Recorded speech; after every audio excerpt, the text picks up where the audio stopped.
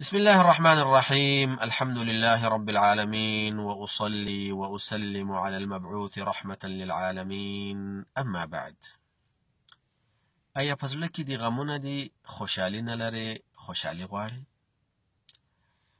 ایا په رزق کې دي برکت نشته، تجارت شروع کې، بل یو کار شروع کې، وظیفه شروع کې، په هغه کې برکت نه، په هغه کې نه موفق کېږي، په هغه کې توفیق او برکت غواړي؟ ایا کله چې باغ وکرې، کله چې یو فصل یو زراعت وکرې، په هغه کې برکت نه، حاصل نه ورکوي، په هغه کې برکت غواړي؟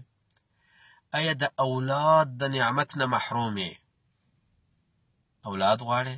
یا د اولاد د نعمت نه نه محروم، خو د زامنو د نعمت نه محروم یې، د نارینه اولاد د نعمت نه محروم یې، نارینه اولاد او زامن غواړي؟ ایا په زړه کې دې یېره ده، امن غواړي؟ ایا په زندګۍ کې د مشکلات دي، د مشکلاتو حل غواړي؟ ایا په بدن کې د سستی ده، قوت غواړي، صحت غواړي؟ ایا په ورځ د قیامت کې چې کله خپل عملنامه ګوري او خپل صحیفه ګوري، په هغه وخت کې خوشحالي غواړي او ډېره خوشحالي غواړي؟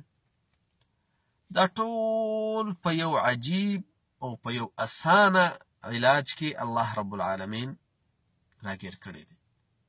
او دا عجیبه علاج په دې ده، یو خو ډېر زیات اسانه دی، او دویم دا چې د الله رب العالمین د طرف نه دی او رسول الله صلی الله علیه وسلم د طرف نه دی. او کله چې د رسول الله او د الله رب العالمین د طرف نه یو علاج نو هغه مؤثر اثر لري. او دریم دا چې مجرب دی، خلکو تجربه کړی، د ډېرو استادانو، د ډېرو علماو او د ډېرو خلکو نه مې اورېدلی دي. کله چې هغوی په دې علاج باندې تداوي کړي او عمل یې ورباندې کړی، نو الله رب العالمین د هغه مشکل نه خلاص کړي، خاص کر هغه خلک چې د اولاد د نعمت نه محروم وي. ډېر بې اولاده خلک مې لیدلي دي چې کله دا نسخه استعمال کړي، الله رب العالمین هغوی ته اولاد ورکړی. ابن عباس رضی الله تعالی عنه د رسول الله صلی الله علیه وسلم نه نقل کوي. هغه وایي چې رسول الله صلی الله علیه وسلم وفرمایل: من لزم الاستغفار، څوک چې استغفر الله ډېر وایي، نو الله رب العالمین به درې نعمته ورکړي. په دې حدیث کې درې ذکر دي، نور هم ذکر کوم ورسره.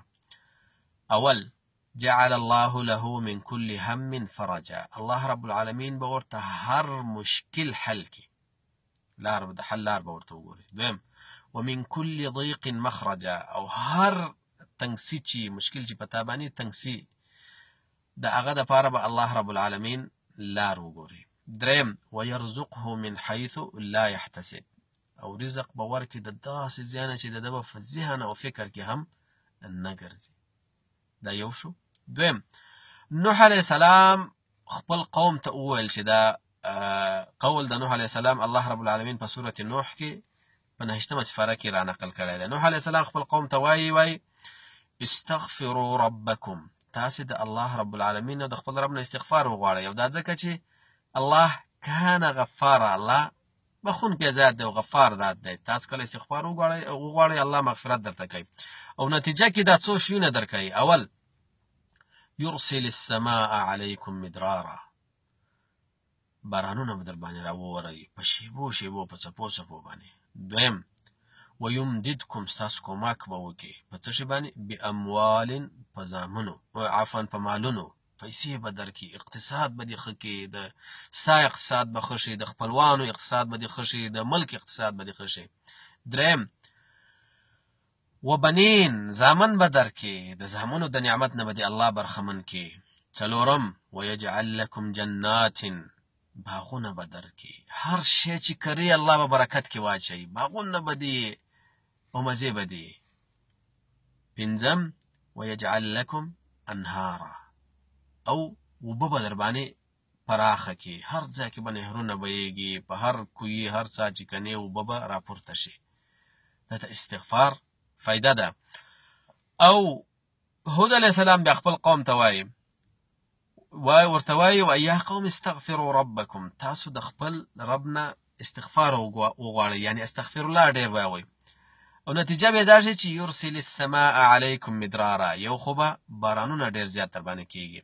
او دویم، ویزدکم قوة الی قوتکم، ستاسو په بدن کې چې کوم وس حالیه موجود قوت دی دا به لا نور پسې زیات کې، یعنی په بدن کې چې د کومه سستي ده، په بدن کې چې د کوم مشکلات دي د صحت د لحاظ نه یا د بل لحاظ نه، هغه به الله رب العالمین درنه لرې کړي. او عبد الله بن بسر المازني او عائشه رضی الله عنها د رسول الله صلی الله علیه وسلم روایت کوي، هغه وایي رسول الله صلی الله علیه وسلم فرمایي ومن لزم الاستغفار عفوا رسول الله صلی الله علیه وسلم فرمایي وایي طوبى لعبد وجد في صحيفته استغفارا كثيرا. مخکې خو د دنیوي نفع وي او دنیوي ګټې وي، خدا د آخرت ګټه ده. رسول الله صلی الله علیه وسلم فرمایي وایي خوشحالي ده د هغه چا دپاره چې هغه خپل په صحیفه کې، خپل په عملنامه کې په ورځ د قیامت کې چې کله انسانانو ته عملنامه ورکول شي او ته خپل عملنامه لولې او هغه وایه، نو خوشحالي ده د هغه چا دپاره چې هغه خپل په عملنامه کې ډېر استغفار پیدا کړي، یعنی ډېر استغفر الله استغفر الله استغفر الله ویلي او خپل په عملنامه کې استغفر الله ډېر زیات پیدا کړي. د دې وجې نه رسول الله صلی الله علیه وسلم به ډېر زیات استغفار وایي او خلکو ته هم امر کړی وایي یا ایها الناس، ای خلکو تاسو د الله نه استغفار وغواړئ، ځکه چې زه انی استغفر الله فی اليوم 100 مره او اکثر، زه د الله نه په ورځ کې 100 ځله استغفار غواړم. او صحابه فرمایي چې موږ به د رسول الله صلی الله علیه وسلم استغفار په یو مجلس کې شماره چې د 80 ځل نه به زیات شو، یعنی چې ناس به و دا به ویل چې استغفر الله استغفر الله استغفر الله. نو استغفر الله خپل یو عادت وګرځوه، همیشه وایه. او په آخر کې دا یوه خبره هم واوره، هغه دا چې کله د زړه او د خولې موافقه راشي او ورسره سترګې هم ملګرې شي د اوښکو په راتویولو سره، نو هغه دعا او هغه استغفار بیا هیڅکله ضایع نه ځي او دا ډایرکټ الله رب العالمین ته خیږي. نو چې کله استغفر الله وایه، زړه او خوله او سترګې دا سره یو ځای کړه. والله العظیم هر قسم مشکل چې دی او هر قسم حاجت چې د الله نه بیا وغواړې، الله رب العالمین مې درکوي. او دا ځکه چې ان الله على كل شيء قدیر، الله رب العالمین په هر شي باندې قادر دی. نو چې قادر دی او ته ورنه وغواړې او په دې طریقه یې وغواړې دا کوم چې ما ذکر کړه، نو ضرور او خامخا به درکوي. الله رب العالمین دی د عمل کولو توفیق راکړي او الله رب العالمین دی زمونږ په خوله باندې دا لفظ زیات کړي استغفر الله استغفر الله.